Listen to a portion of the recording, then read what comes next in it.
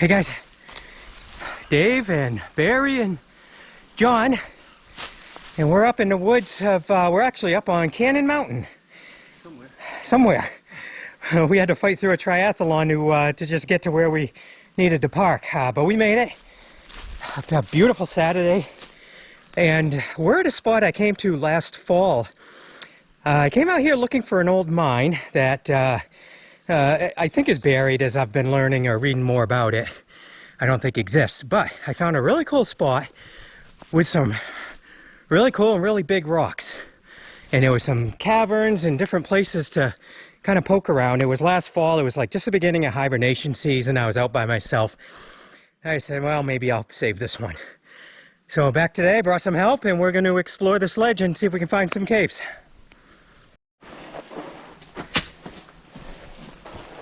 Not necessarily a cave just yet, but a pretty cool leaning rock, and almost forms like a shelter. Now, this is one of those spots I wanted to get another opinion on. When I was up here last year, and I came around the front, does this look like somebody's laid these rocks and that this is maybe something man-made where it's maybe somebody's hangout? Yeah, it does look like it. Alright, got our first cave.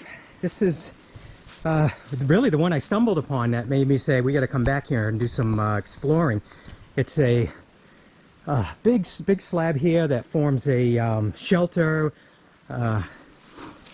Probably we'll measure, but maybe 10-15 feet back.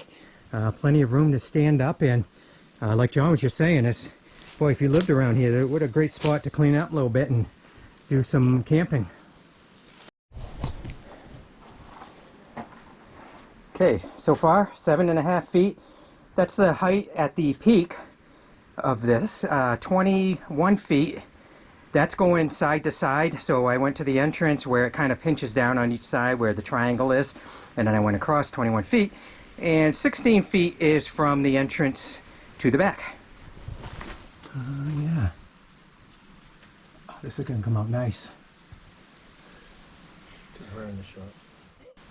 Because we're in the shot. Because we're in the shot. Alright, so I'm going to try right off to where Barry's left. You'll see it go in here. That's where I didn't go last time, but it looks like enough for that I can get in there and crawl a little ways, at least until it starts turning, and then see if anything opens up or if it just dead ends. So, alright, so I can see light. So it actually does pass all the way through. It's probably about 20 feet from where I am. Alright, looking back to where Barry is. I'm going to leave the camera here because I'm going to have to get down and get low and dirty here.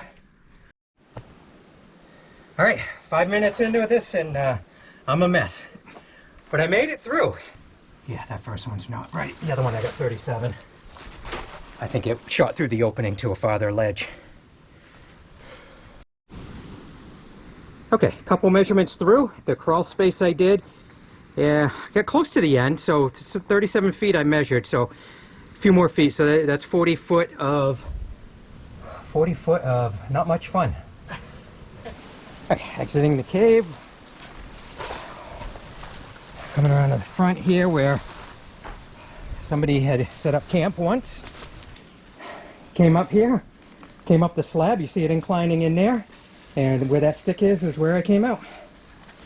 Alright, so I'm back just a little bit, and again looking at where I came out from the crawl and going uphill where Barry is, we got all sorts of more cool stuff. Let's see if I can get up through here. Oh, cool. Oh, there's Barry. I think that showing you coming through that way, because it was from a distance, gave a good indication of the size. Yeah. Alright, looking down. You came out down here, Dave? I came out, so see where the stick is? Yeah, down there. Yeah, that's where I crawled out. Yeah. You could also crawl under this one, but it looked maybe a little messier, and I don't need to. And then this is all boulder cave here. 10-foot exit there, and another 10-foot exiting where Barry is. Hey, except for all the porcupine toilet, I got myself a pretty good spot.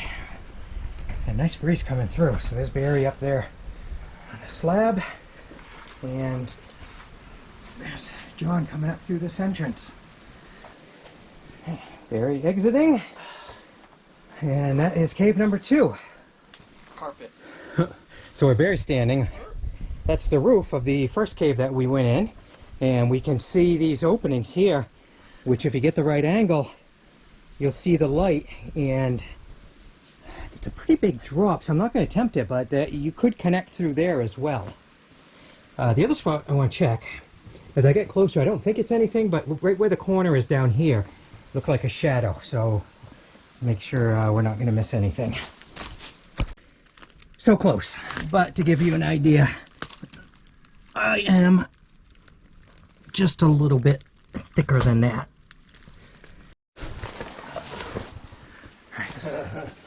So we got more overhang, or crawl space. Yeah. And I think Barry was about to take his backpack off and head in there. I'm like, No, Dave, you can. well, thank you. Oh, yeah. All right, came down a little bit. Where we left off was right in here.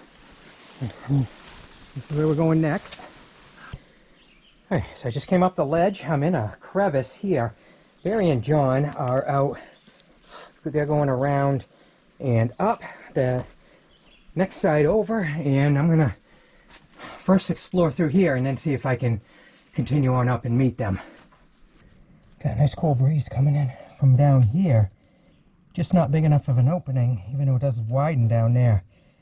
Not big enough for me to get into. Alright, continuing up the crevice, and we might have something here. Alright, so that's where I'm going to try and exit afterwards, is up through there. What do we got here? Alright, so this is interesting.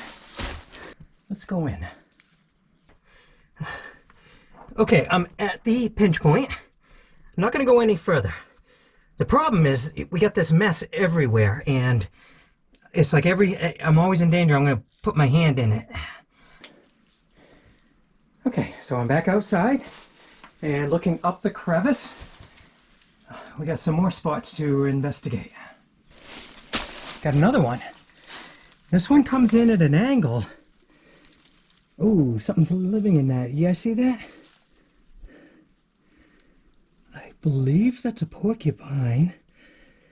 Straight through there, curled up in a ball. This is a tricky one that I don't think I'm going to try. I don't know how to properly or safely do that without the danger of sliding and wedging. Oh, I'm sitting here yapping, and I look back down, and there's my buddy walking away. I can just see his tail. Let me see if I can really pinpoint this. Oh, there he is. I hope you guys can see him walking off. Okay, the guys beat me up there. Made it up the crevice. Geez, I thought I was just looking at a tree that was half dying. No. Well, I mean, the porcupine will make it. So it's half dying, but not from natural causes. Not from natural causes. Gotcha. All right, so the porcupine's been tearing us all up. We've scoured this area. Here's the basically the end of where all the big talus boulders are. Right there is that last crevice that I went all the way up and searched through. And just a nice view. I'll get my hand out of the way, and it will be a nice view of this whole area, the giant rocks, and all the cool places to explore.